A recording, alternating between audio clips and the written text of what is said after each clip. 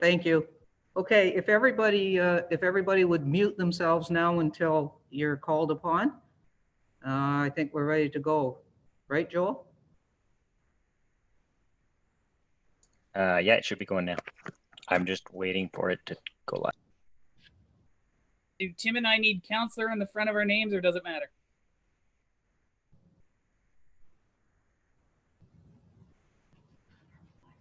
Okay, it is now live. You're good to go. Okay.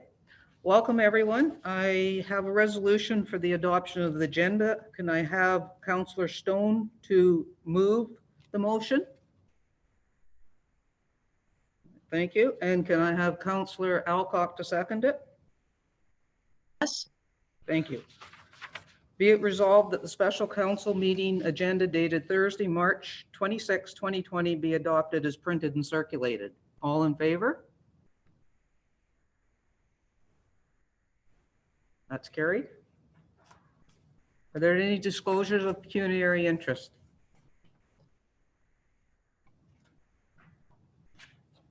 Seeing none.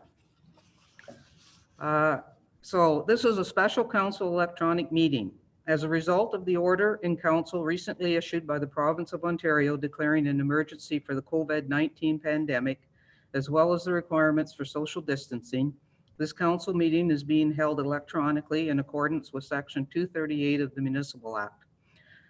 A municipality may hold a special meeting to amend an applicable procedure bylaw for the purposes of subsection 3.3 during any period where an emergency has been declared to exist in all or part of the municipality under Section 4 or 7.0.1 of the Emergency Management and Civil Protection Act.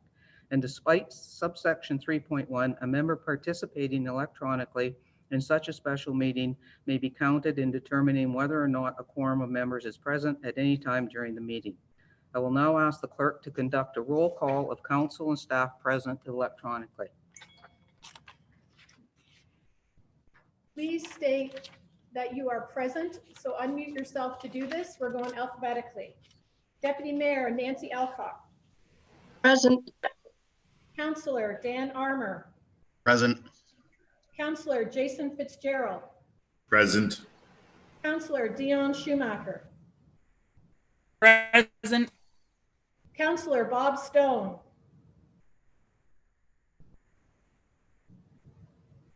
Present. Councillor Jonathan Weed. Present. Councillor Brian Thompson. Present. Councillor Tim Withey. Present. Mayor Karen Terziano is present. I'm going to now do staff. They are not alphabetically. Deputy Clerk Crystal Bessarreras. Present. CAO Denise Corey. Present. Network and Server Administrator Joel Duffield. Present. Director of Operations and Protective Services Steve Hernan. Present. Manager of Marketing Lauren McDermott.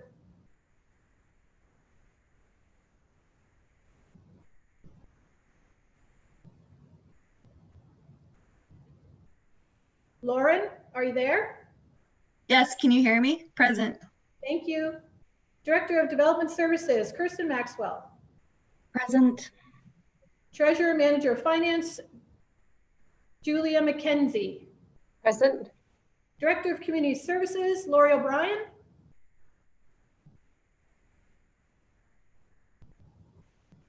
Lori O'Brien.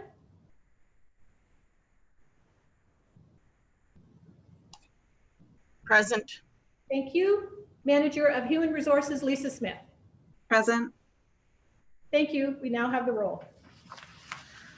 I will also make note of the following procedural considerations for the remainder of the proceedings. Any member of council or staff wishing to ask a question or provide comment shall do so through the mayor by either noting so in the Zoom platform, utilizing the raise hand function, physically raising their hand, or by stating their name. Prior to discussion on motion, I will select a mover and seconder for each motion and confirm their willingness to move or second the motion. Members can move and second a motion by stating I move and I second, and it will be recorded in the official record. After the motion has been read aloud by the mayor, each member shall present shall be called upon one at a time in random order to speak to the motion if desired. Random order lists have been prepared to the mayor by the clerk. Follow-up questions will be at the discretion of the mayor. If members are participating with both audio and visual, votes shall be made by way of physically raising your hand, making sure it can be seen by the camera. If members are participating by audio means only, votes shall be made by way of saying yea or nay. Should a member accidentally disconnect from the meeting, they are requested to reconnect to the meeting as soon as possible. I will just add one more thing. When we do call a vote and you raise your hand, just keep them raised for a minute or two so that the clerk can actually see everybody's at once. Thank you.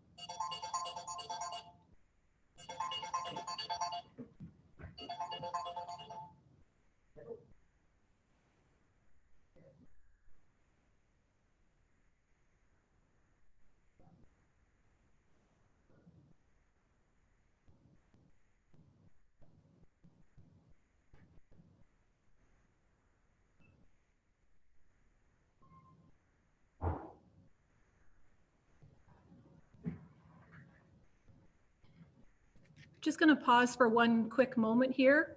It will just be one moment. Thank you.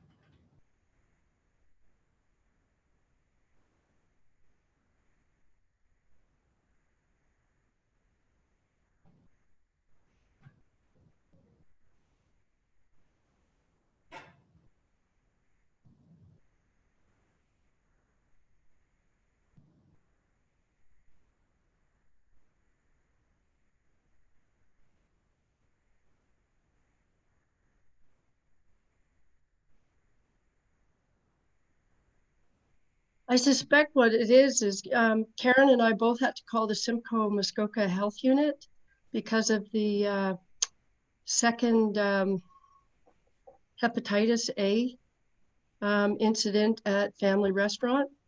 So Bob, you and Denise were there the same day, and I haven't had my vaccine, neither has Karen. So I think today's the last day that we can get the shot. So hopefully that's the call that hopefully she's talking to them. I had twin Ricks a couple years ago. Okay, Sorry, so you're good, right? my apologies, but it was the health unit and I had to take it. So, okay. Where did we leave off? Okay, I will now select a mover and seconder for the report by the clerk on the electronic meeting participation. Councillor Fitzgerald, will you move that? Yes. And Councillor Schumacher, will you second that?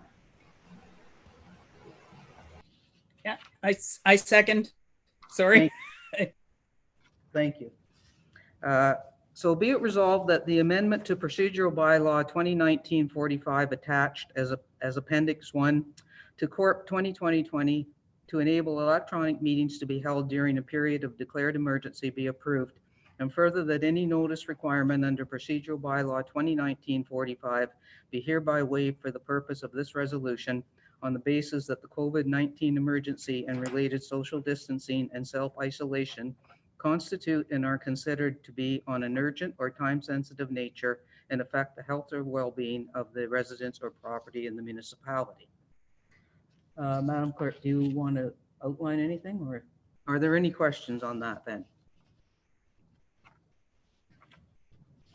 Seeing none, all in favor? And that's carried unanimously.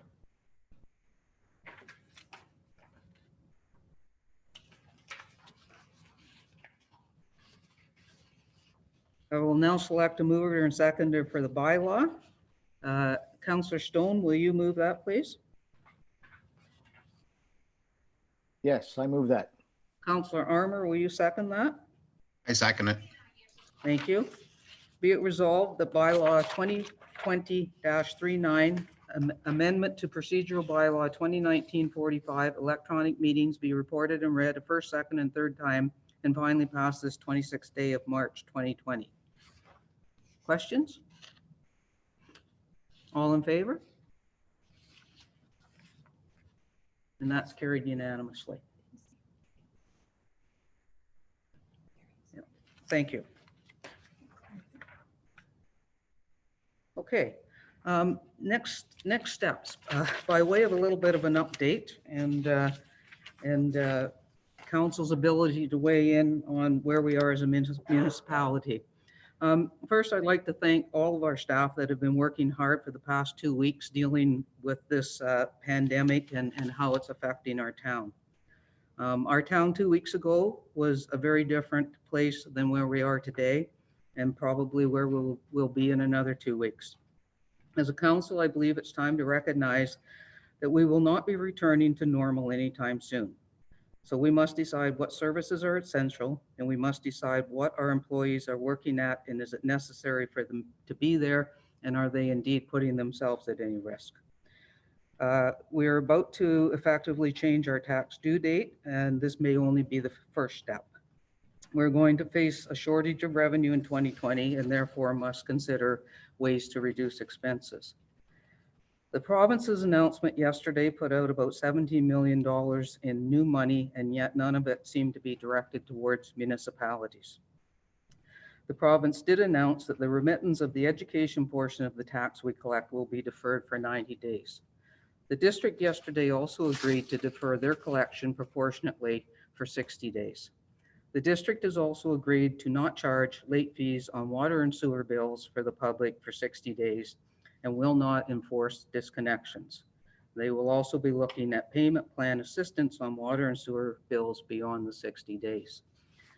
So that's basically where we're at now. And this would be an opportunity for council to have a discussion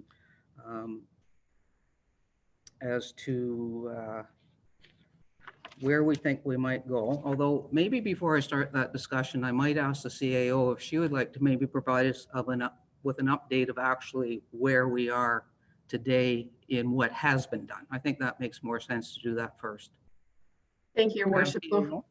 Thank you, Your Worship. So first of all, so glad to see everybody looks like they're feeling well, and I hope your families are doing well through these difficult times. So as a result of the COVID-19 pandemic, the entire world has been forced to adapt to ever-changing landscape. These are troubling times for many, and we rely heavily on our federal and provincial governments, the Chief Medical Officer of Health, and the Simcoe Muskoka District Health Unit to assist us with making informed decisions to ensure that we keep our community, family, and staff protected from this virus.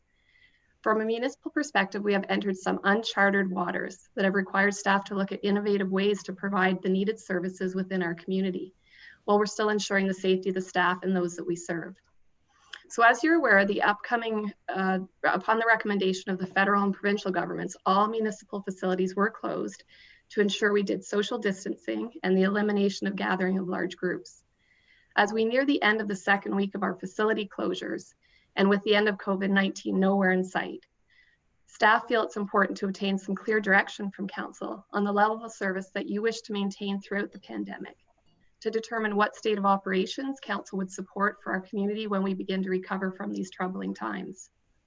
So in order to position Council to make an informed decision, I'd like to provide you with an update on the actions that have been taken place by staff. So with respect to human resources, first and foremost, I feel it's important to let you know that staff are feeling a variety of emotions right now. They too are feeling the effects of COVID-19, not only at work, but at home.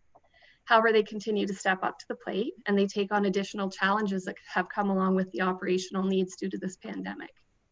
We're very aware of the mental well-being of our staff and will continue to monitor and support them. At this time, I'd like to thank our team for their ongoing commitment to ensure necessary services continue to be accessible by our community during these difficult times. So with the closure of our facilities and to support the recommendations of the Prime Minister, the Premier, and the Chief Medical Officer of Health, as well as the Simcoe Muskoka Health Unit, temporary alternate work arrangements have been implemented for some staff. So although most administrative staff are working effectively from the office, some of them are working from home and various municipal locations. Operations and emergency services staff still continue to work while following all recommended measures of safety, as well as the safety of the general public. I can assure you that your staff are completing meaningful work during this time, which will benefit the municipality now and in the future. It should be noted that unfortunately we have had some staff layoffs. The majority of them have been voluntary, and the municipality has granted these leaves in light of COVID. So as a level of government closest to the people, it's important to maintain core services so that we can assist and support our residents during these unsettling times. Having said that, we need to do our due diligence to look at operations from a short, medium, and long-term perspective, as we are unclear how long the pandemic will last. So I just wanted to share with you a few of the steps that we've taken internally to address staffing, financial, communications, and some potential options that Council can consider. So with respect to staffing, in order to plan for the future, the COVID tactical team, which is comprised of your senior management team, manager of finance, manager of legislative services, HR manager, and manager of marketing, have been directed to prepare staffing plans that are in line with provincially established timelines. So for example, when the province determined that the school would not go in until the April 5th, April 6th date, that was the first timeline that we looked at. We've also tied in some timelines with municipal operations and similar times for recovery that we're seeing in other countries. So when COVID started in other locations, we're watching how that recovery is working and sort of basing our timelines on that. So staffing plans will be broken down into 3 phases. So phase 1, it starts from the time that we closed our facilities until April 5th. And again, that's in line with the school closure that the province had determined. Phase 2, April 6th until July 1st. We anticipate this to be a soft opening, and it's in line with seasonal operations such as parks and recreational programs. And phase 3 would be September 1st, anticipated hard opening, which would be business as usual. So while within these plans, staff will identify current levels of service during the facility closures, staffing requirement to support said services, and staff required to prepare for recovery for both the soft and the hard openings. So as part of this planning, the tactical team will also be looking at alternative options for staffing, which will address the need for potential reductions and maybe redeployment of staff. So it's important to note that depending on the social isolation timelines established by the Chief Medical Officer of Health, these phases previously noted, they are subject to change. So should Council feel the timelines established by staff are not appropriate, recommendation can be made to alter these timelines based on Council's direction.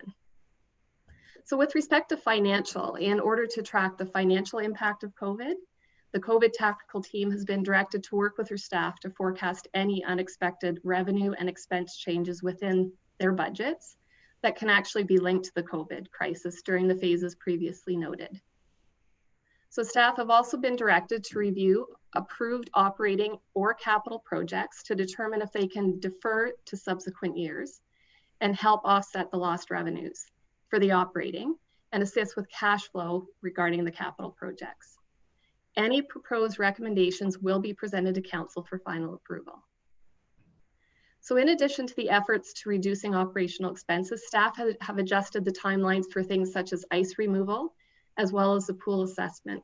And we'll be looking at completing the necessary work on the stage in the theater. So I just received notice from the manager of facilities that the ice is out and the pool has been drained. The assessment is completed and we're just waiting for the report. So by using the facility closure to complete these tasks, it will reduce the cost and the need to displace future services to complete the work. So we've utilized this closure to get some work done that needed to be done. So all of this information will be formalized. It will be reported to council with recommendations on how to cover the losses incurred as a result of COVID. So with respect to communications, extremely important during difficult times. The mayor continues to be in contact with other Muskoka mayors, the district chair, MP, MPP, South Muskoka District Health Unit, Muskoka Algonquin Healthcare, members of council and emergency services to share and obtain information. So the information that is deemed necessary to send through these outlets, the mayor's making sure that that happens.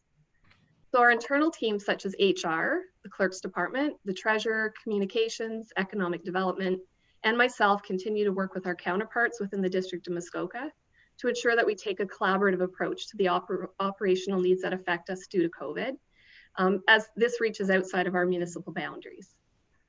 The town's website continues to be the repository for links to town services and public health information like federal and provincial communications, as well as general updates. So with respect to recovery, although it's really hard to think about recovery at this time when it's not in our minds as we're still dealing with the issue, the community will be looking to the municipality to provide normalcy when this is over. So staff are seeking direction from council as to what level of service you want to have available to our community upon recovery in order for sufficient planning to take place. Things such as recreational programs, outdoor recreational facilities. How ready do you want us to be when things are better? Once the level of service during the recovery stage has been defined, staff can plan accordingly with the necessary steps. So we can either up our staffing, reduce our staffing, increase contracted services, reduce contracted services. So I do have some proposals for consideration by council.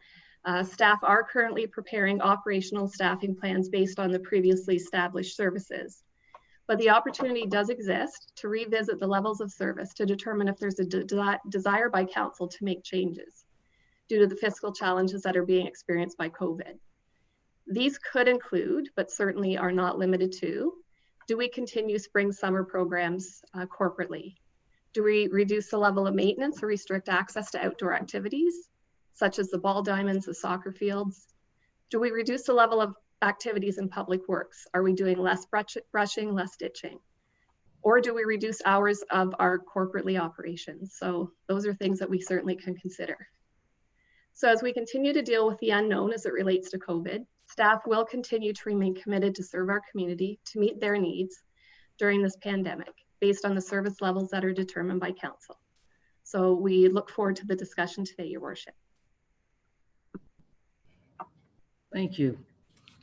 So now I'm going to go to council, and I don't know whether I have an actual order for this part of it, or I'll just recognize you. So you can raise your hand, or you can raise your little hand on the screen. Either way, I'll recognize you. Councillor Stone. So I was very surprised to hear that some of the facilities still were filled with staff in these empty buildings. So labor is essentially our biggest expense, and we're bleeding money. I love our staff and they do an extraordinary job, but these are extraordinary times and the whole planet is adapting. I say it needs to be shut down now. Let the sand stay on the roads. Let the spring grass grow long. Business as usual may not even happen this year. I say, as of tomorrow, only bare essential staff should be still employed.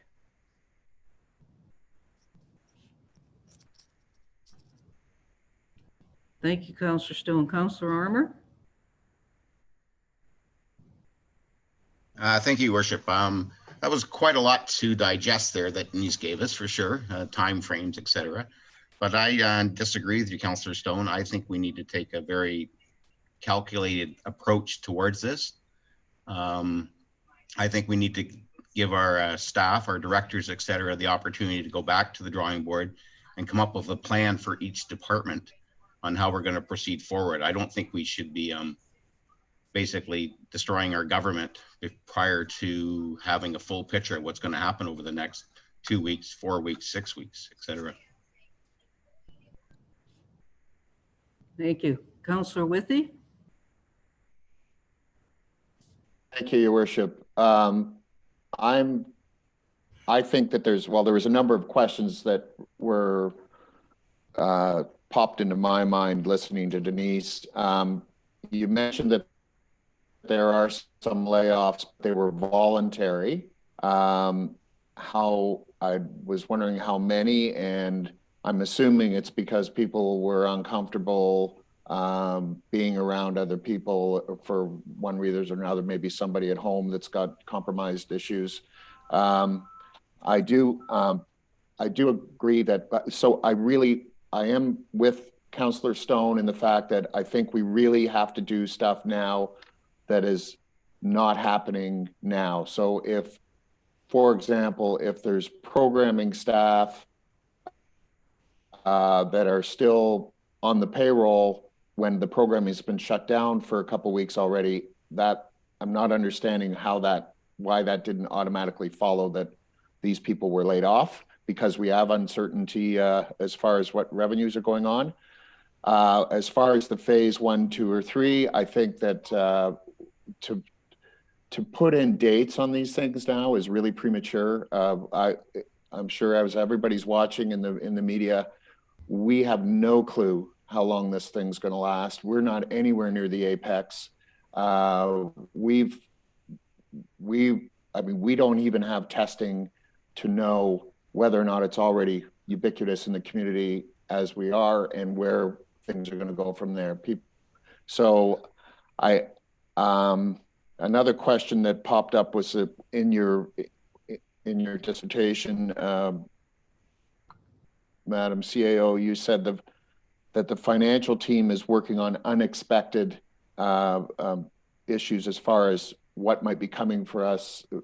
But you didn't mention what about the expected stuff. So I think there's got to be more focus on what we can do today to make sure that we've got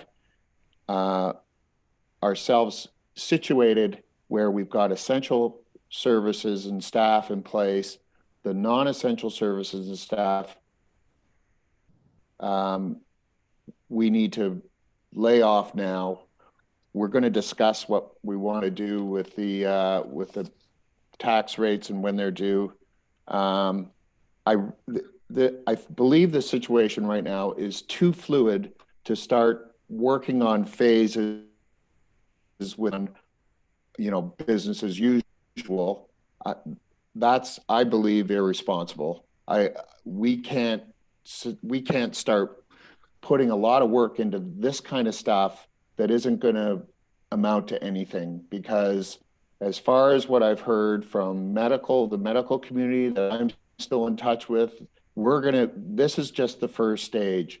Next fall, when this flu season starts again, it's going to be back with a vengeance. So to start spending a lot of staff time with people putting this plan together with these dates, I think it's a waste of time, quite frankly. I think we've got to keep communicating with other levels of government, with health people, with our assessment centers, where are they at? I know I've spoken to the mayor about offering up the ALC if we need for overflow for patients and perhaps getting things like that ready. But I really think we've got to do stuff today, not worry about putting dates on things in the future, and making sure that that we're in a position to succeed. Thank you. Thank you. Councillor Alcock.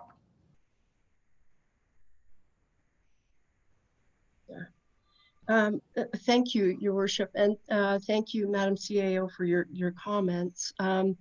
Some of the things I want to say will reflect a little bit of what I've heard from the other councillors so far. But one of the things, I'm so happy we're having this meeting today, and I hope that we start doing this more frequently, because one of the things when I heard your update, Madam CAO, some of the things for me are missing, and that is you guys have you know, when you have your discussions, you have all of the numbers before you, right? So it's hard, to me, I feel like we're making these big, bold decisions without knowing all of the critical data. You know, for instance, when you mentioned the number that voluntarily chose to be laid off, right?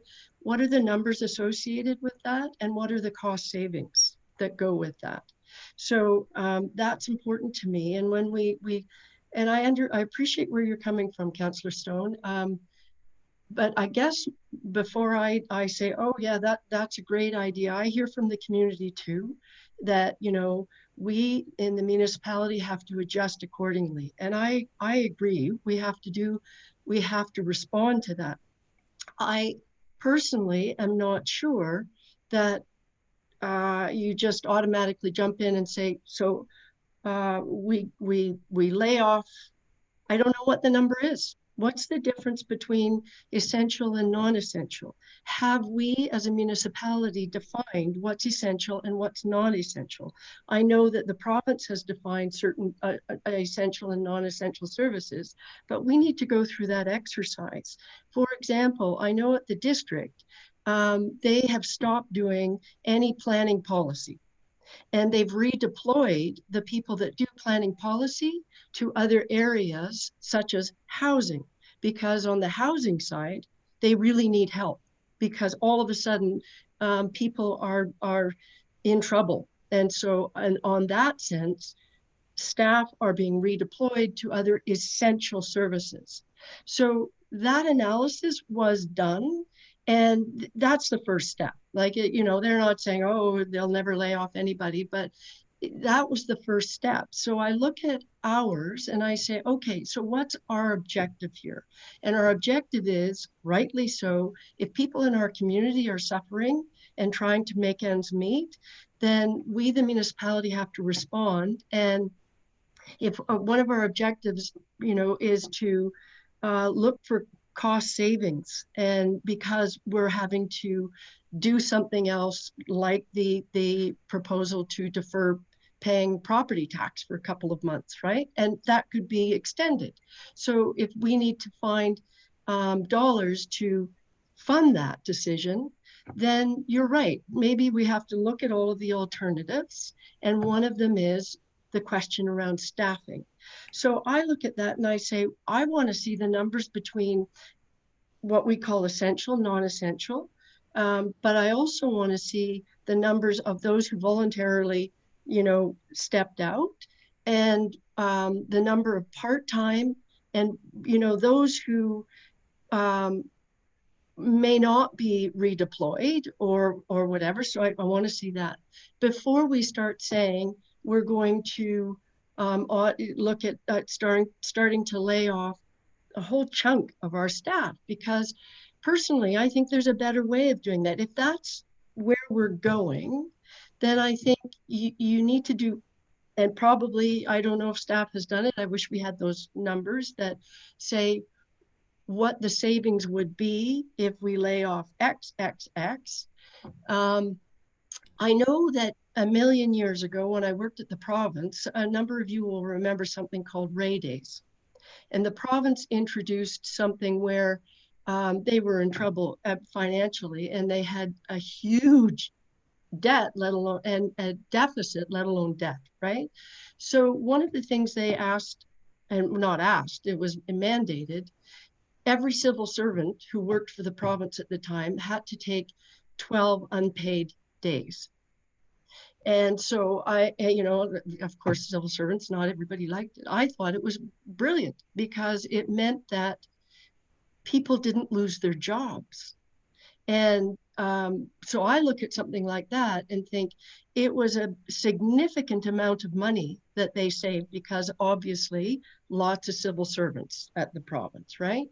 So we don't have as many civil servants, but the principle of sharing that burden across everybody is a really, to me, I'd like to see the analysis around that. How much savings could we make if we ask every one of our staff and our council, for that matter, to take a hit, right? And what that hit might look like. I don't know. I don't have a percentage.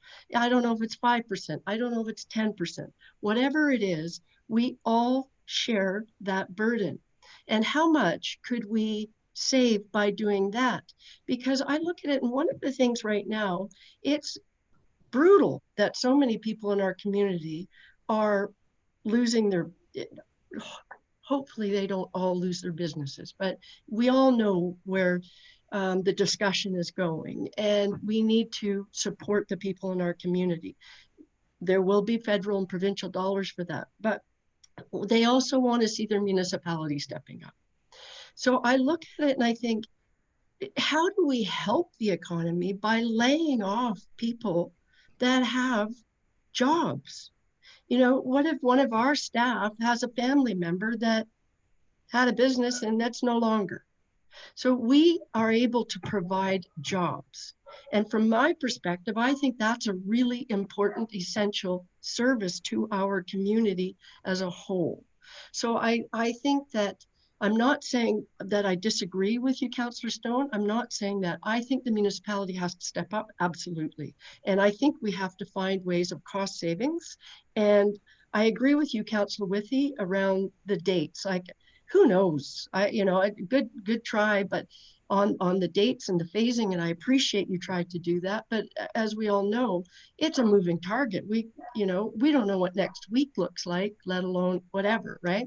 So I do agree we need to do something now, but I don't think we need to take I look at this and let's find those cost savings, whatever they need to be now. But I think we all need to take that hit, and so that people keep their jobs, except for, and I've had a bit of this discussion before, where it's obvious and you can't redeploy someone. I'm assuming the pool people, are part of the laid off, right? And if there are other jobs like that where it's obvious and you can't redeploy them, and they will be able to get EI once they are laid off, I'm okay with that. But I don't want to take the sledgehammer to the rest of our staff, because frankly, I think we should maintain jobs, but I think we also should consider, as I said, everybody looking at a solution like gray days, or what you want to call it. So everybody's taking a hit on their pay. Basically, we're looking at our payroll. And as I said, I would throw council in there as well. Not that we're making the big bucks, but this is the most egalitarian solution in my mind, and I think that's a much better way to go, rather than get into the weeds of who's essential, who's not essential, and then we're going to start arguing about, well, that non-essential could be redeployed here. I don't want to get into that detail. I think what we need to do is look at something across the board and look at the kind of savings we need to start doing now. So in some respects, I'm agreeing with what I've heard about we need to do something now, but I also think we need to look at other potential alternatives, and that's it for me. Thanks. Thanks, Councillor Alcock. Did I see another hand? Councillor, hang on, I'm just going to go to people who haven't spoken first, and I'll come back to you guys. Councillor Weed. Thank you, Worship. I guess I'm sort of in the camp, I'm in both camps as well. I think that we need to define our essential services, and I think we need to be clear about it, and we need to be quick about it. And when we say essential services, I also would say it's I would go further and say it's more like emergency services. I think we're at a point where we are we're trying to catch up with what's happening in the world. I think what we saw 2 weeks ago in the discussion about delaying the taxes, I think it proved around this table that we were late. The way we discussed it and what was discussed was behind the times. And we were learning a week and a half, 2 weeks later that the hindsight was we should have made the decision then, and it should have been strong and it should have been clear. And that's the first of many probably catch-ups that many municipalities and many organizations are going to have to face. I would describe it this way, that we are in a time of a massive blackout. And when we know that everyone's power is out, we know that it'll come on at some point. But the authorities always warn us, don't have all of your electronics, don't have all of your appliances on, don't have all your lights on when the power does come back on. Because if it does, we're in for more rolling blackouts and more trouble with the grid. So keep only what is absolutely essential to run your house when the power comes on. And I think of it no differently when it comes to the municipality. We need to, these are emergency times, and I think we need to make swift and strong decisions when it comes to what is absolutely essential. And the recovery point, whenever that comes, is going to, we're going to have to slowly redeploy our services. And I think the community is going to have to understand that it's going to take a long time for us to get back on our feet, if we even see anything close to getting back on our feet in 2020. I mean, you know, when we really start to look at some of the data and some of the things that are happening just south of the border, this is going to be a marathon. And I think we need to get out ahead. And I think we need to get down to the bare essentials, because it's going to be a lot easier to build back up if we've made our cuts early. Because if we keep chasing what the appropriate level of cutting is, I think we're going to be behind at every step of the way. So I tend to agree with what some of the comments I heard earlier, but I would say that we have to make a really strong decision now, and I think it has to be clear. And I would say that the bare essentials, the bare emergency services need to remain. After that, I would leave it in our staff's hands, because they know, as you say, Councillor Alcock, I don't know, getting into the weeds of who does what would be impossible for us as a council to decide. We need to give staff, by the end of this meeting, we need to give them clear direction on what we want to see in terms of bare minimum, if we can agree on it. So I'll leave it at that, but I'm in the camp of we need to make some really strong decisions today. Thank you. Is there anyone that hasn't spoken yet that would like to speak before I go back to, thank you, Councillor Thompson, and then Councillor Fitzgerald? Yeah, we'll get to everybody. Councillor Thompson.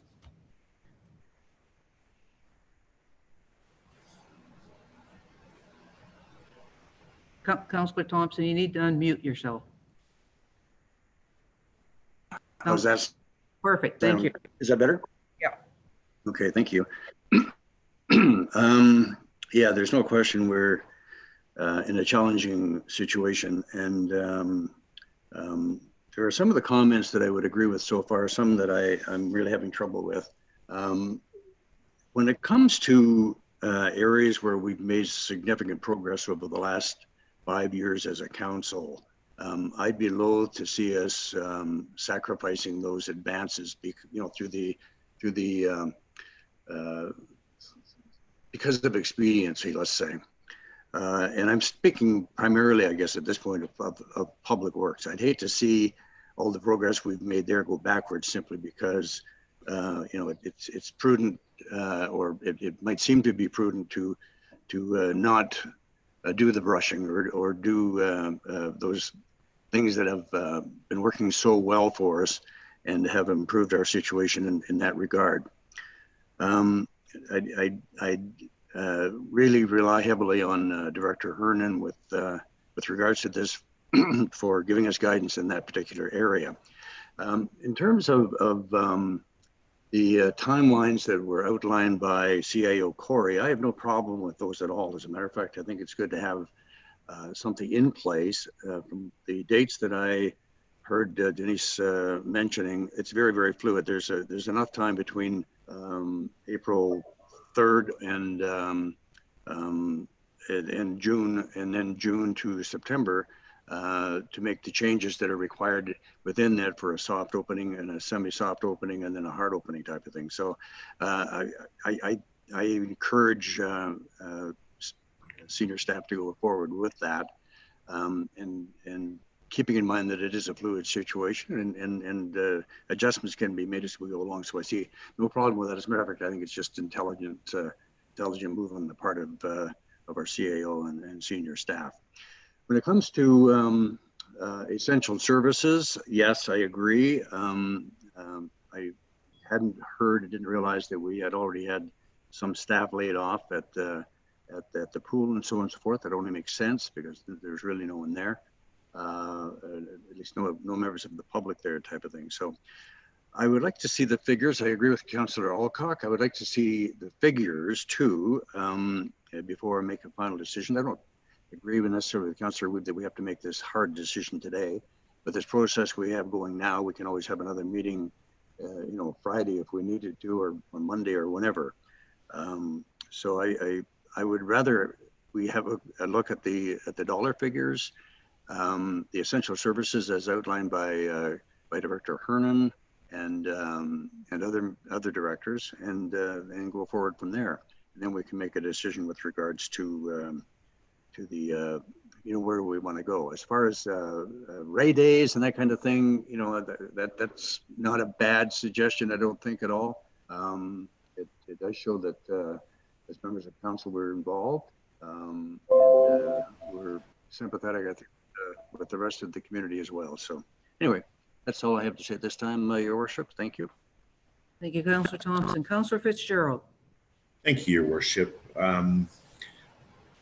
I'm very happy with some of the suggestions and ideas that have come from councillors previously speaking on this issue.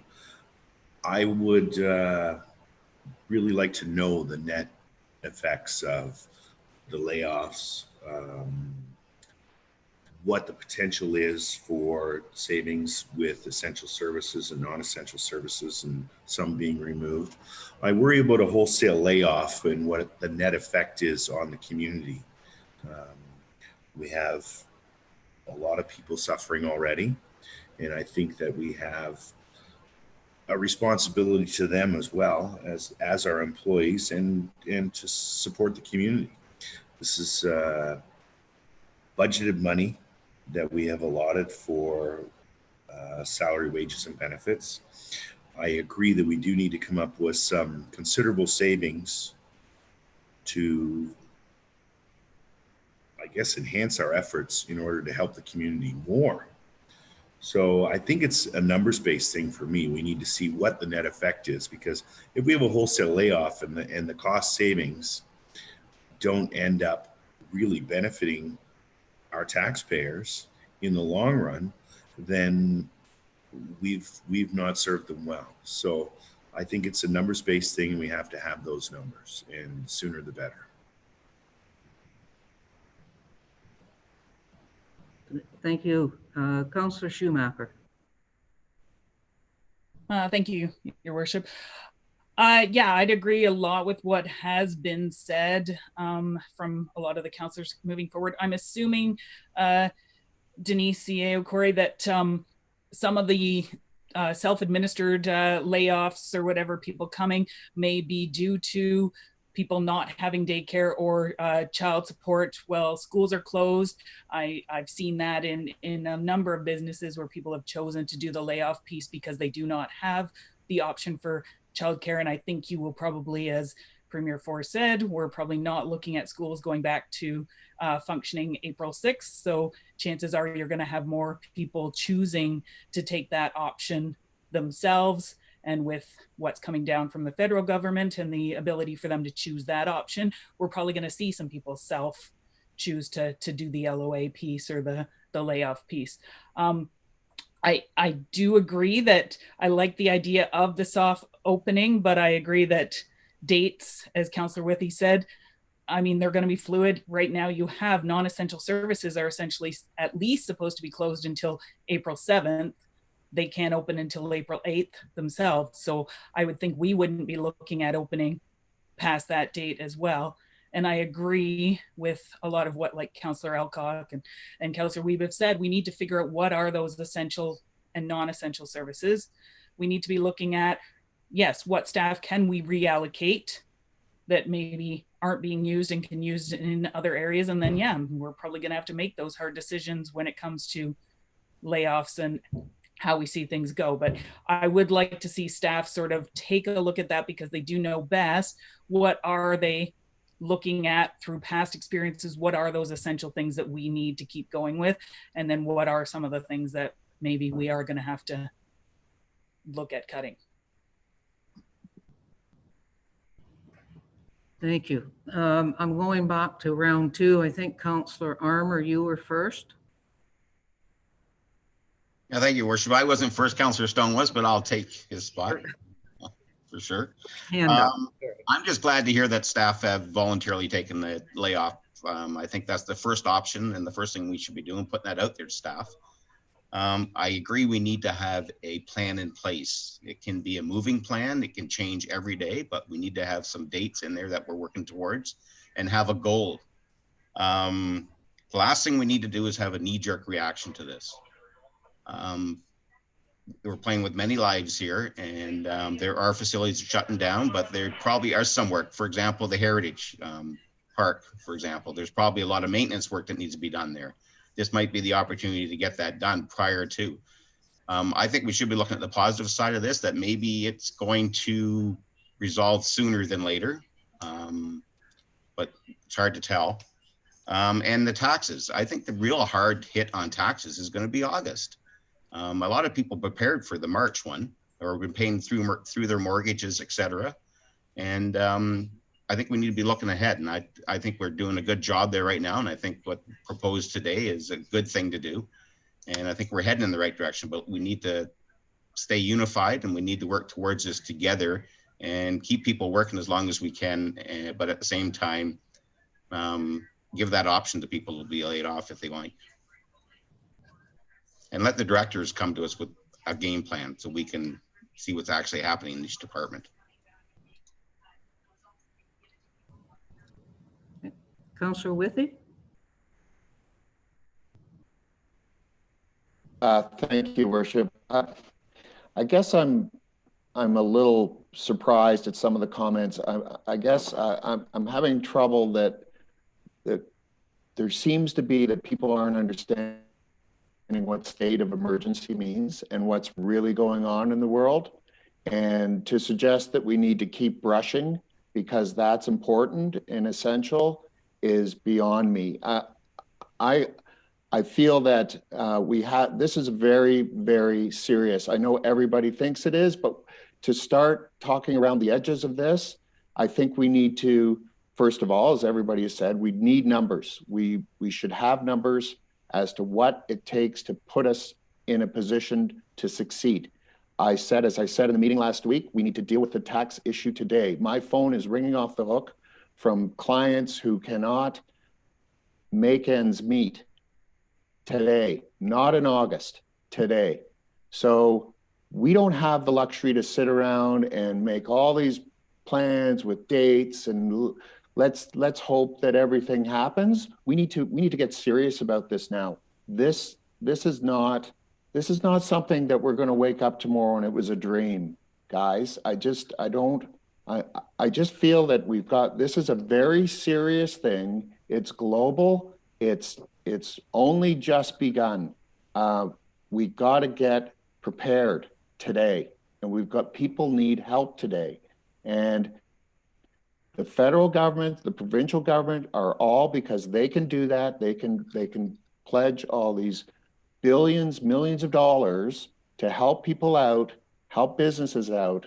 What we need to do is we need to be fiscally responsible with what we're doing today We need to, the people, I mean, I've had staff of mine come in and say, I'm not comfortable being here. And I say, okay, you decide. We were deemed essential, so we are open with the door locked, but because we can't get people to work from home, but you know, every day we reassess the situation today and what we need to do to move forward to make people safe and comfortable and still hopefully keep businesses surviving. But I can tell you every day my phone is ringing off the hook with people that are desperate today. So it's not August tax, it's today's tax. We got to deal with this now. On a lighter note, I never thought I'd heard the term Ray Days again in my life. There was one job casualty from Ray Days, Councillor Alcock, that was Bob Ray, actually. But anyway, we need the numbers. We need to react. We need to act now. This is not a thing that's going to go away in the near future, unfortunately, I feel. From what I'm hearing, what the indications are, this is a virus. There won't be a vaccine for 18 months or longer. It's going to come back again in the fall with a vengeance. So, you know, we can't talk about brushing ditches, unfortunately. So I'll just leave my rant at that. Thank you. Councillor Wiebe, you're next.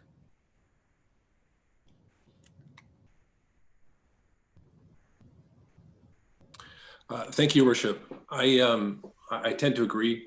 I think that we can't lose sight of the fact that the province and especially the feds have the steps they've taken are sending everyone the message that if you can not work, do not work. So we need to sort of spread that message down through our staff. It's not that, I mean, it's not just to save money at a municipal level. It's to say that the program has been put in place, and we have to, it's our responsibility to, not just to the taxpayer, but to the employees, to lay off all those that aren't essential.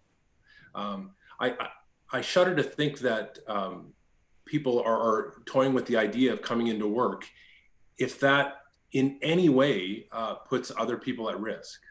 I mean, it's as simple as our clerk and our mayor are in the same room next to each other.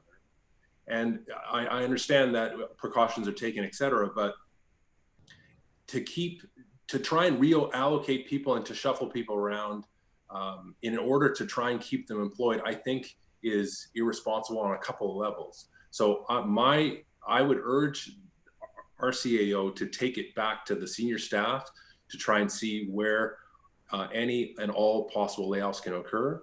I don't think there are still opportunities for some reallocation. I think public works, we need to have a certain level of public works in place for emergencies. And I mean, if a road washes out, that's an emergency, and we need to have staff available to fix it. Now, that being said, we don't need to sweep every street. We don't need to cut every lot. We don't need to take out garbage cans that aren't being used. I think there are plenty of opportunities to have people stay home, file through the government, the federal government, and we have to do our part on both of those levels. So that's what I would say. So thank you for that. Councillor Alcock. Thank you, Your Worship. So again, I don't disagree with a lot of what I've heard in the sense of the urgency. I absolutely get that we have to step up. Certainly the feds and the provinces have made huge expenditures, and the municipality has a responsibility to do that too. To your point, Councillor Wiebe, about, you know, it's health first. Well, from my perspective, that's a given, you know. So if we're putting anybody at risk, we shouldn't be. So I'm assuming that's happening. And, you know, why the mayor and CAO and the clerk are in the same room, I'm assuming they're not doing that very often, and they're social distancing. But that's a given. So where we need to do that, that happens, right?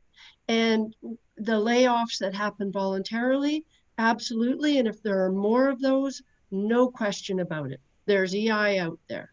So I don't have a problem with any of that. And to Councillor Withey's comment about, you know, it's a changed reality. I agree with that too. I do think that. But that's partially why I was saying, one, I want to see the numbers. I want to see the numbers of what you know, this laying off what somebody deems as non-essential. How many is that? What does it look like? I'm not saying you redeploy just for the sake of redeploying. What the example I gave you at the district was because they needed to. They shut down what was considered non-essential, which is planning policy, and they put them to a service that was essential. So I'm saying they did that because there was a need to do that. And there's a reason why we have municipal government. We have services that people need, right? And I don't want to get into the debate about what's essential and non-essential, because we'll get into a pissing match about what we consider essential. And so that review, I think, absolutely has to take place, and it has to take place immediately. But to the thing of what we do tomorrow, I need to see the numbers. And again, I'll go back to it. I know there was a bit of a joke, Councillor Withey, about Ray Daisley. The person that lost was Premier Ray. But in fact, they saved a lot of money by implementing Ray Days, right?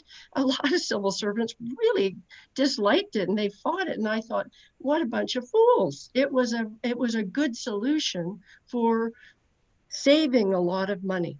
So I look at it and I think, you know, we, the municipality, are in a position where we offer jobs in a time when a whole bunch of our community is suffering because they lost their jobs. You know, we are in that position. So to me, I look at it, yes, we need to find those cost savings, no question. So from that perspective, I want to see the numbers of wholesale layoff, what that looks like, versus taking it across the board. Everybody takes a hit. And maybe it's 20% of what you currently make. And what does that look like? Everybody takes a hit. So, and if versus the wholesale layoff. And so that's just my thing. And I'd like to see those numbers. And we meet again. I think it was Councillor Thompson who said, you know, there's nothing wrong. Councillor, we can meet like this. Council could meet on Friday and go over those numbers. So I want to see that before I make the big decision of we need to wholesale lay off. Is it half our municipal staff? I don't know. But I'm not comfortable making that decision today without seeing what the impact is. And also knowing what's our objective here. And our objective is to step up.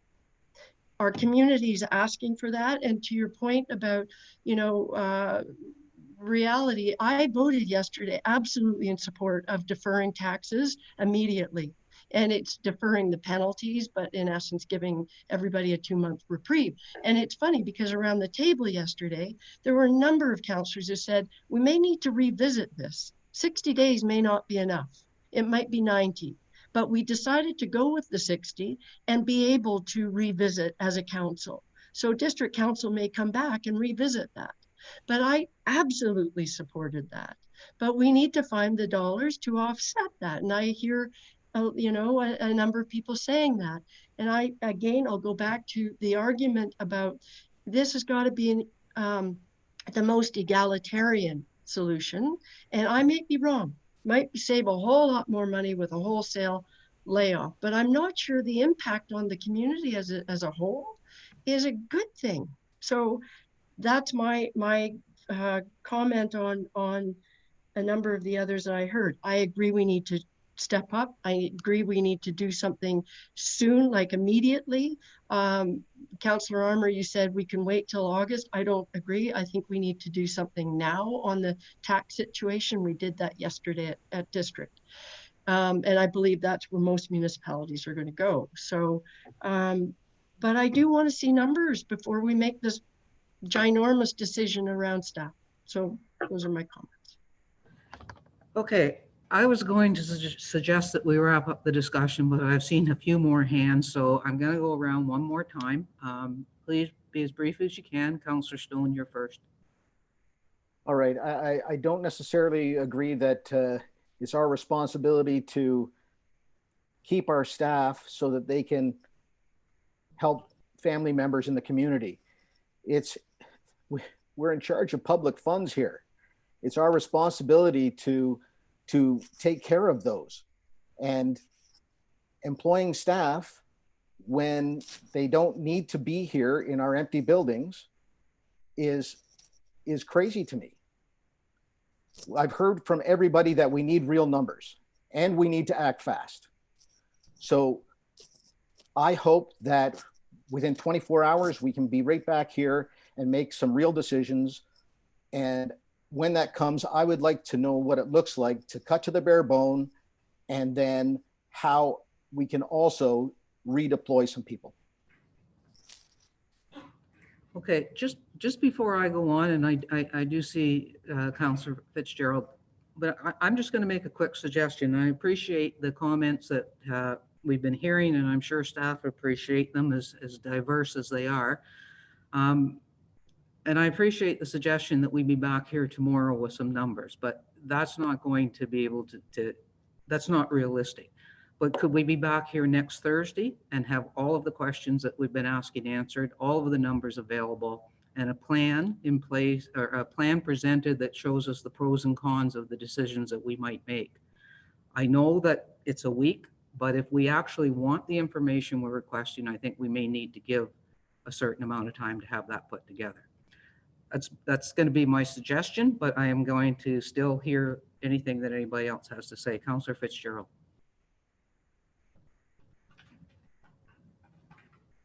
Thank you, Your Worship. I couldn't agree with your statement anymore. And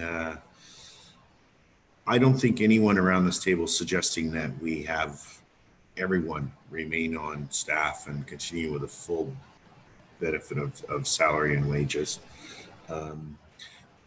I think it would be prudent for us to have a contingency plan of who do we get back when things have to be ramped up again. When we do start programming again, we have to be very careful that we have some valuable members that work for this community and for the corporation.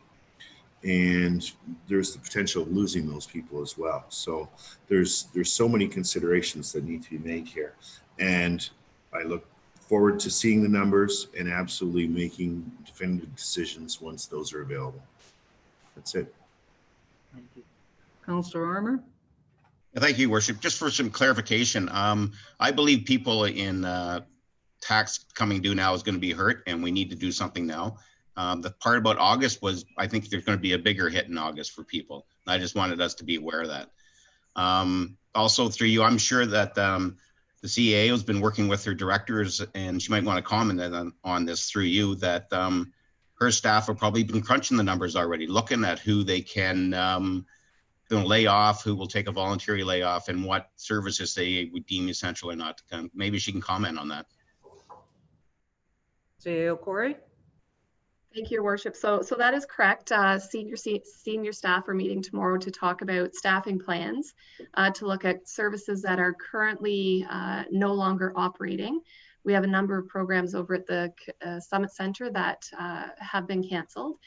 So the senior management team has a meeting tomorrow to look at existing services, existing staffing levels that are required, and we're going to be coming back with recommendations on where we maybe need to make some changes. So I also have staff working on the financial piece to determine what the costs look like, lost revenues, and how we can factor in any changes to salary, wages, and benefits. So we are very actively working on that.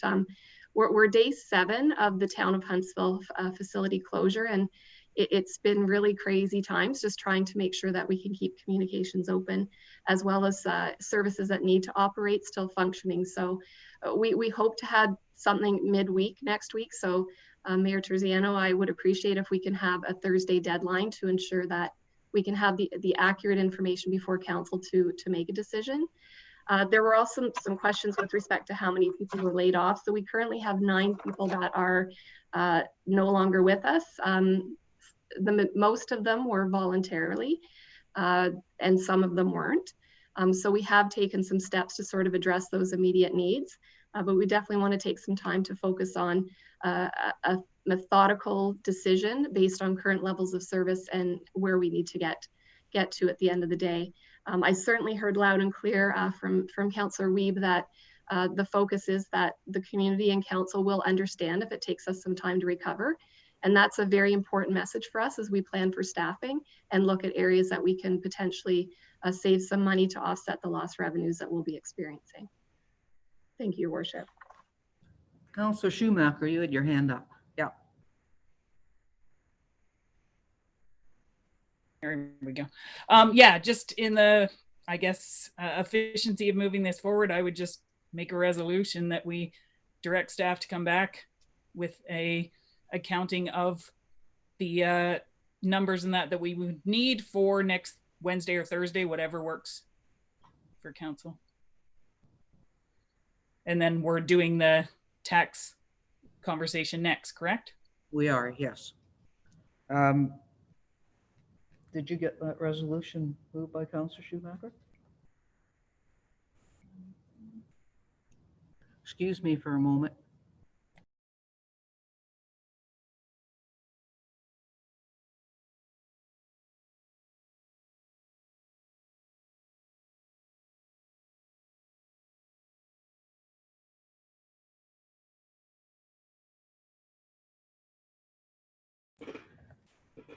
Okay, the clerk is preparing a resolution and we will need a seconder for it. But before I ask for that, I'm going to get a printout of it to make sure it's that basically covers what council wants it to cover.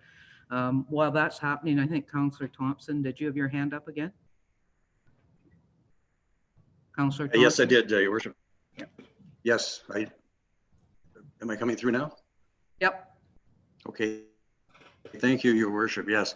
Yeah, I agree totally with the suggestion of coming back next Thursday with a much more complete report from our CIO and also our directors.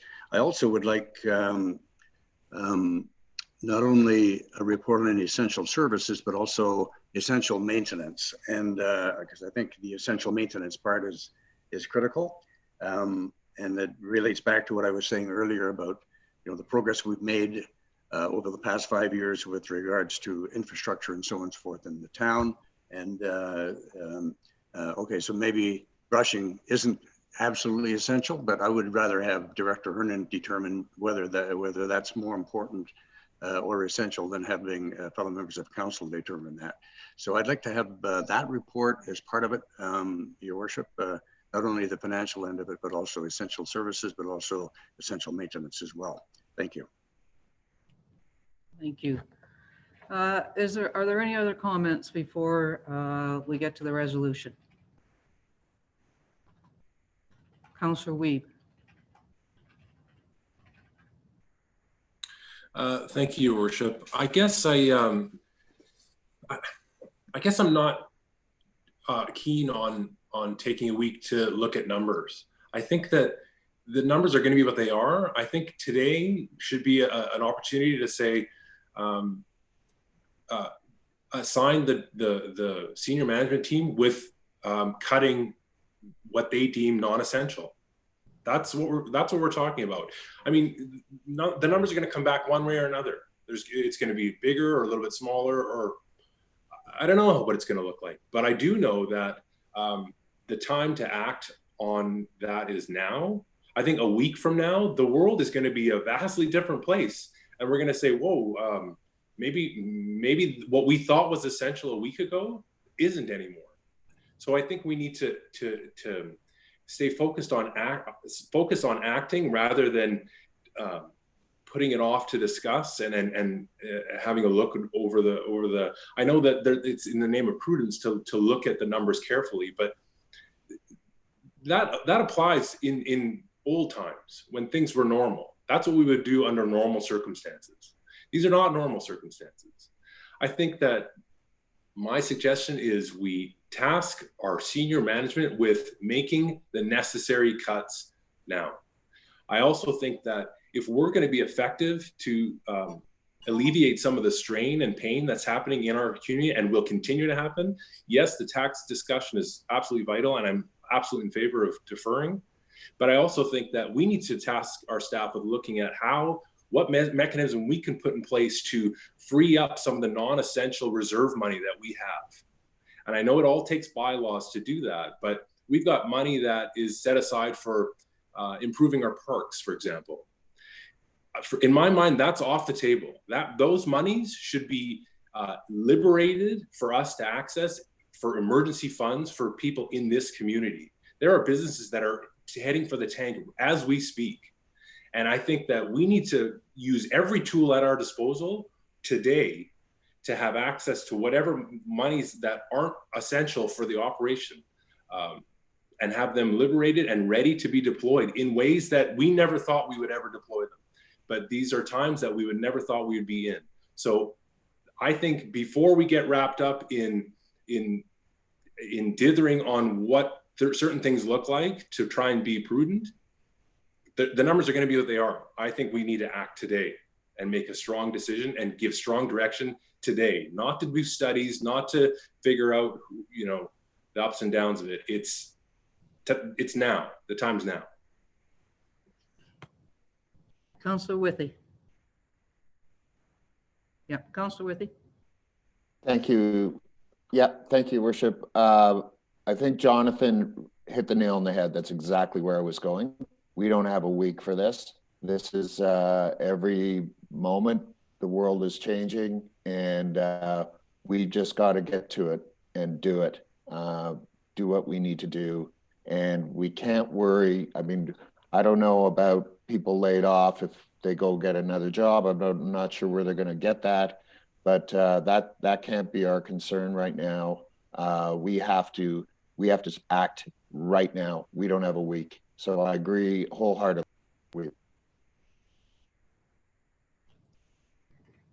You're muted. You muted yourself. Were you done? Yeah, I'm done. Sorry. Yes, I'm done. Thank you. Thank you. Okay, I'm going to make another suggestion. The staff has heard what we're saying, and that we're concerned that things have to be done sooner than later. We've been talking a lot about staff and staff layoffs, and I realize that's the largest part of our budget. But we need to also look at things that we were planning to do this year that aren't actually required to be done this year. They might be a study, they might be a plan, whatever. So all of those things have to be on the table as well. I still think that staff has to have a bit of time if they want to bring us back any information.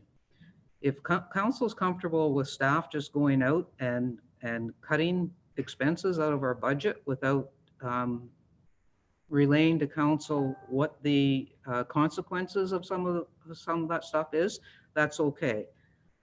If that's what you're comfortable with. I believe the time to act is now as well. I believe we're responsible for the entire town of Huntsville, not just the municipal office and staffing, but the entire town of Huntsville and what it looks like in 6 months. So I think we have to be ready to help the entire town. That's the business community, the residents, whoever needs the help in 6 or 8 months. So whatever we do now to reduce expenses is just going to help us to be in a better position then.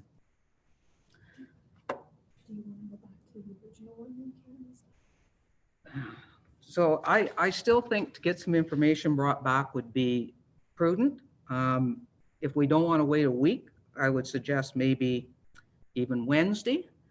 If we want the information to be meaningful, we have to give them some time to put it together. Willing to hear anybody weigh in on a meeting on Wednesday, or if you're prepared to just have staff go and do whatever they'll do and not weigh in on it. Councillor Stone. I'm sure staff have already been crunching the numbers.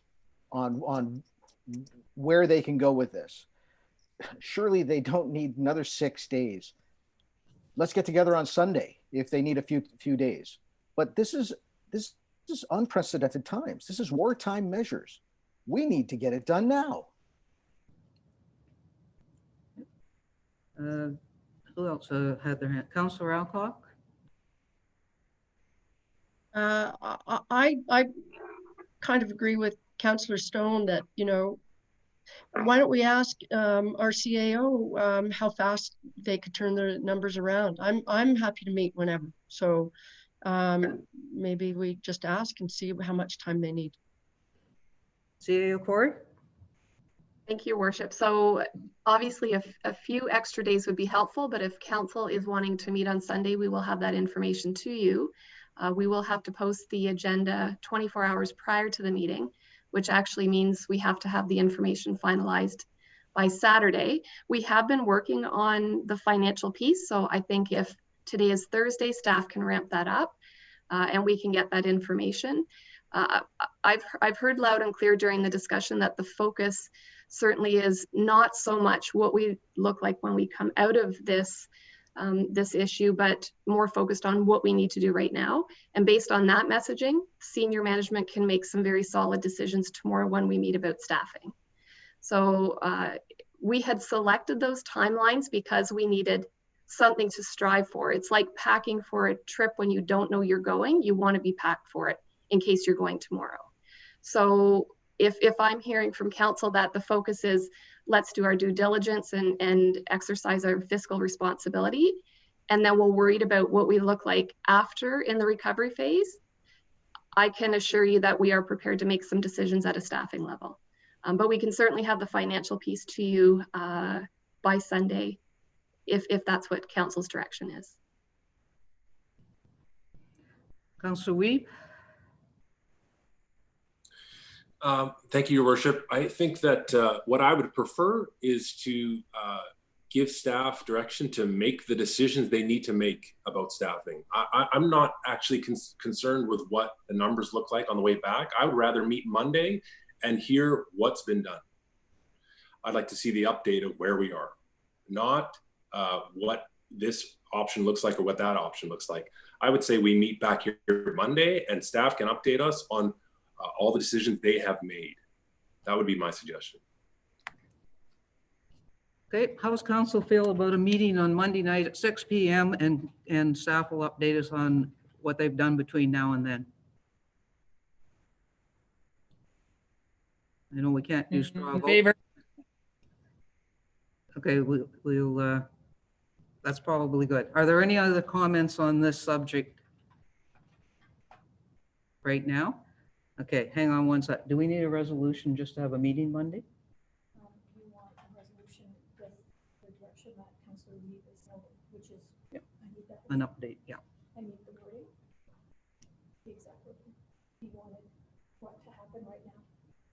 Okay, Councillor Wiebe, just to do the motion that you presented for staff to go and do what needs to be done now and update us on Monday.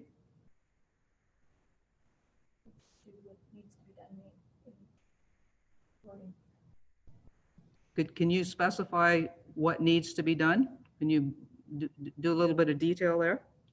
So, thank you. I would say that we task our staff with defining what the essentials are for their department and providing notice to any staff that are deemed non-essential.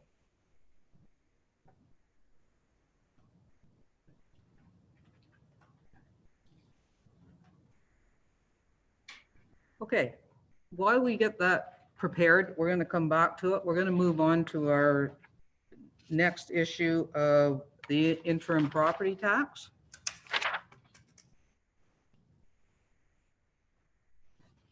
And if I could, for the property tax, if I can have Councillor Withey move that. Thank you. And Councillor Fitzgerald, would you second that? Thank you.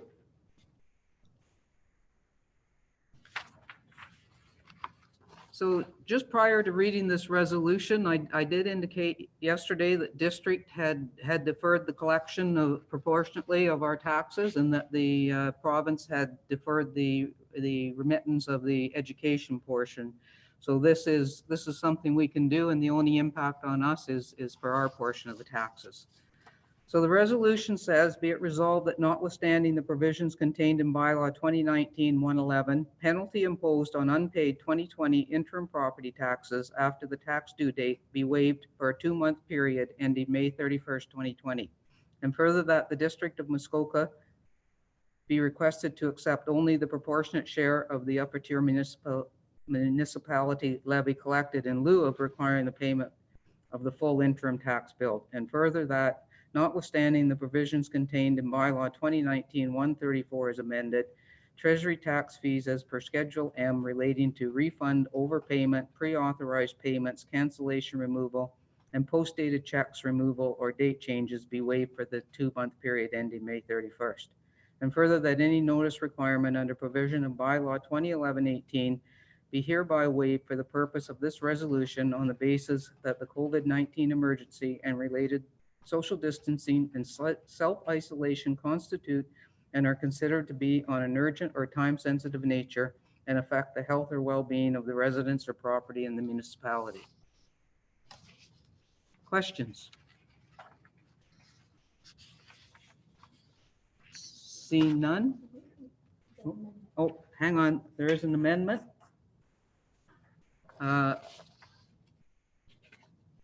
I'm going to do the amendment first. Councillor Wiebe, would you move the amendment? And Councillor Schumacher, would you move or second the amendment? Second. Yeah, so the amendment is simply, be it resolved that bylaw 2019-111 be struck out and replaced with bylaw 2020-3. It was just the wrong bylaw inserted in the original. So I will call the question. All in favor of the amendment? Hands, and that's carried. And so now back to the main motion. Were there questions on the main motion as amended? Councillor Withey. Thank you, Your Worship. I would actually want to amend the main motion to, I would like to eliminate the date, May 31st, and insert until further notice.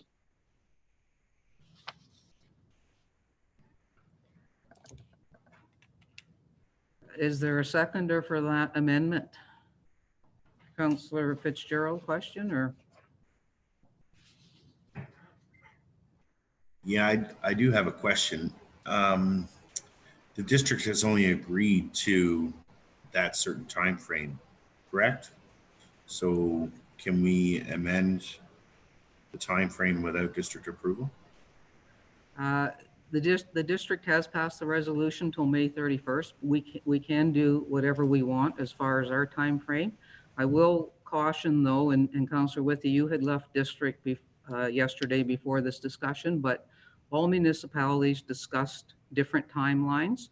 And at the end of the day, the consensus was across the municipality, we should try to be consistent. It's not something that can't be revisited, but that the 60 days was the best first step. So, Councillor Withey. Thank you. That's fine. I'd still like my amendment to see if it has any traction. Anyways, thank you. Okay. Do I have a seconder for Councillor Withey's motion? Councillor Armour? Thank you, Worship. Question through you to Councillor Withey. I'd like to know why he'd like to change that date, with his reasoning for that. Councillor Withey?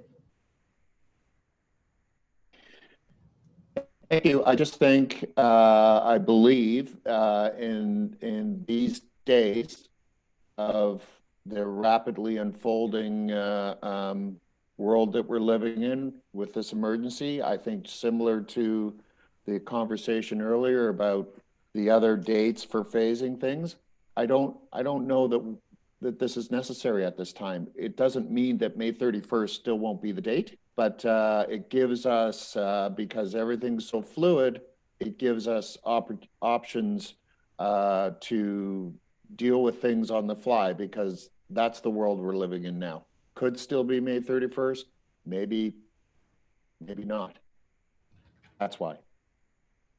I wonder if I could get our treasurer, Julia, are you following this conversation there? Yeah. Could you comment on on the amendment that says until further notice? Oh, sorry. It might provide, the public with a bit of confusion as to when the taxes are to be paid. Right now, we've collected about 63%, and I'm not sure what the public, if public are going to start requesting that their funds be provided back to them for this interim date, if we are changing it to an unknown date.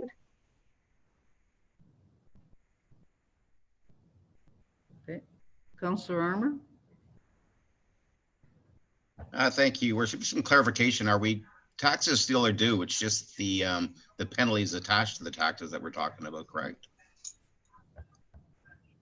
That's correct. We're not recommending changing the tax due date. In effect, though, by not charging a penalty until May 31st, people don't have to pay them until May 31st. That's correct. Councillor Thompson. Yeah, thank you very much, Your Worship. Yeah, a couple of things with regards to that. First of all, I think the motion from the district yesterday was fluid and it allowed for an extension of that if it was necessary.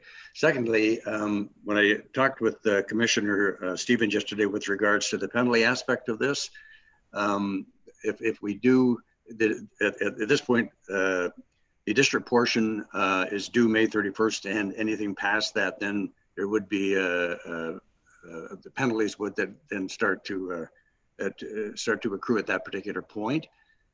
So if we were to extend our date past that and not be submitting to the district, then we're putting penalties then upon also on top of the taxes that our constituents would be paying. So I think we got to stick with the May 31st for both of those reasons. Number one, but primarily because it is stipulated in the original motion that it is fluid and it could be changed. So I don't think this amendment is necessary at all. Okay, last call. I'm seeing no seconder for the motion, so it will not go on the table. Last call. Okay, so we're back to the main motion as amended. Can I have a mover and seconder for that? Councillor Armour, can you move the main motion as amended? Thank you. And Councillor Alcock, can you second that? Thank you. So the main motion, which I'm not going to read again, with the amendment of just having the correct bylaw number in it. Any discussion? All in favor?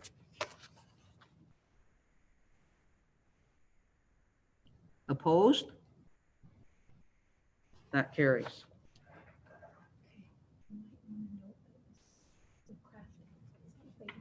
Okay, now we're back to, thank you very much for the tax one. We're back to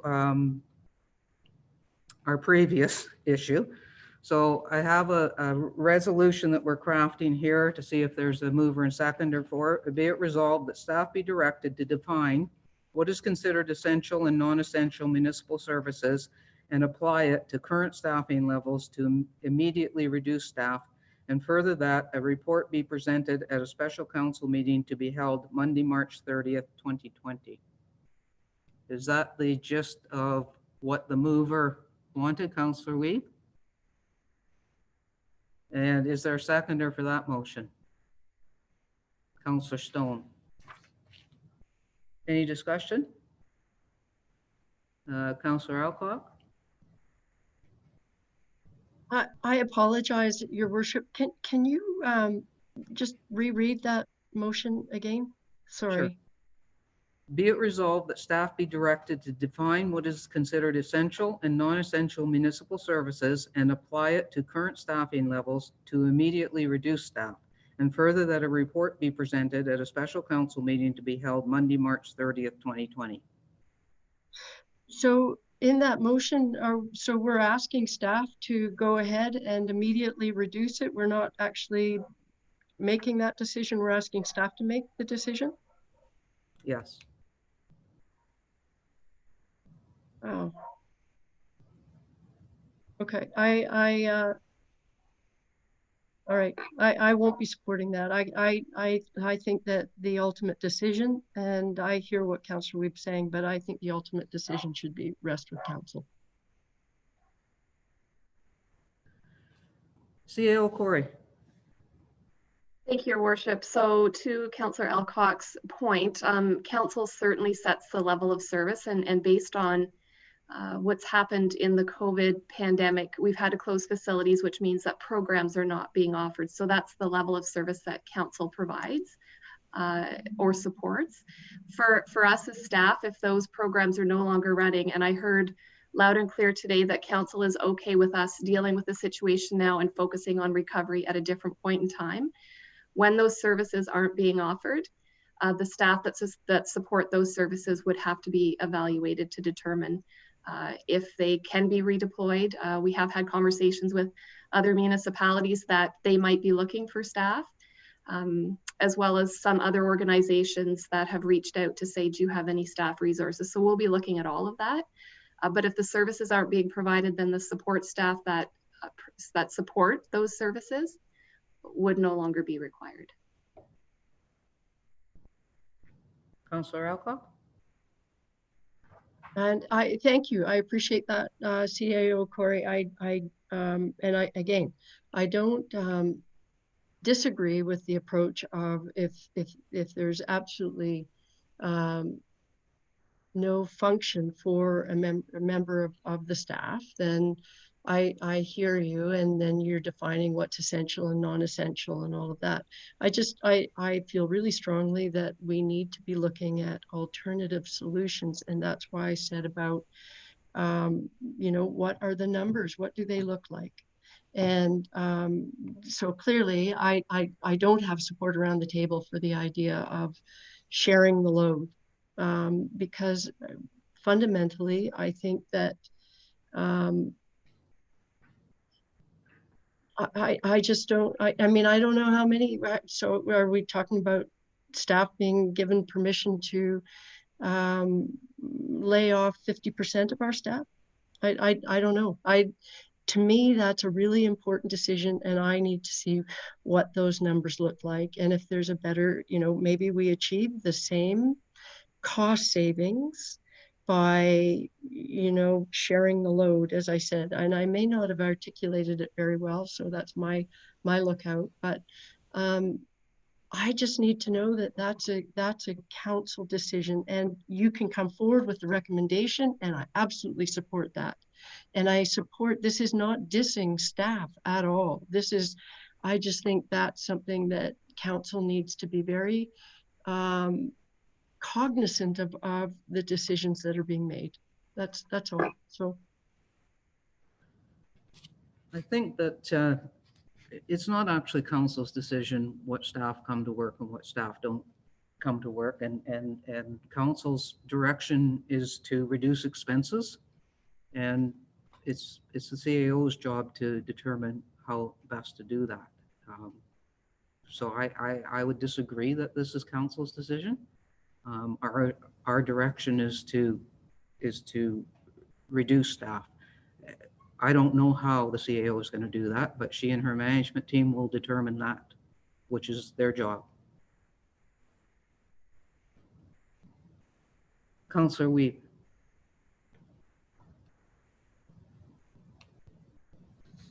Thank you, Worship. I think that to Councillor Alcock's point, I take it and appreciate it, but I also think that this is phase one. I think phase two, after Monday, and we start to see what decisions have been made, I think we're going to be tasked with very quickly making more decisions in terms of how many reductions we're going to have to make, how much salary sharing we might have to undertake. This is just the beginning. I think that we're going to have to work week in, week out to get down to what is actually the bare essentials. Because like we discussed earlier, I'm a firm believer that this is the time, the next few weeks, what we do, the decisions we make over the next few weeks in terms of cutting as much non-essential payroll and expenses in terms of lights being on and et cetera, is going to be absolutely crucial in our recovery. That's, I think, the point that I want to re-stress, is that to say that we're not really focused on recovery is actually a bit misleading.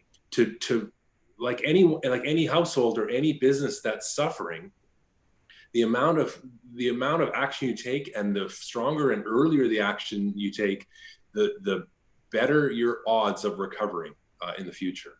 So I think that this is sending our staff, our senior staff, away to make these early decisions and these strong decisions early is just phase one.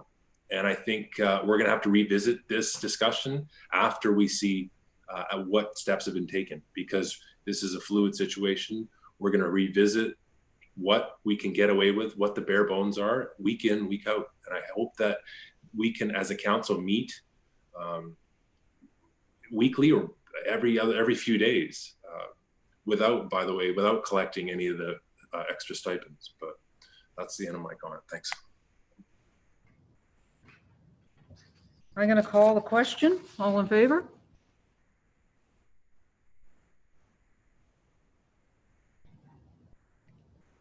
Two, three, four, five, six.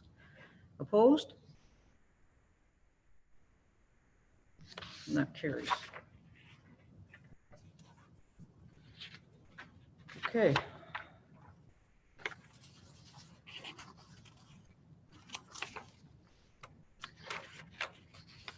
Can I have Councillor Schumacher move the confirmation bylaw? Yeah, I will move it. Councillor Fitzgerald, would you second that?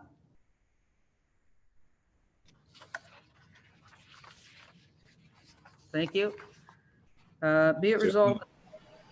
Sorry? Be it resolved that confirmation bylaw 2020-40 be received, numbered, and read a first, second, and third time, and finally passed this 26th day of March 2020. All in favor? Opposed? And that carries. So we will be back here on Monday at 6 o'clock, and thank you to IT and Crystal, everybody who made this work so seamlessly. Looks like we can meet if we have to, whenever necessary. Councillor Stone, can you move to adjourn the meeting? Councillor Armour, can you second that? Thank you. Be it resolved that we do now adjourn at 11:49 a.m. All in favor? And that carries. Thank you, council. Thank you, staff.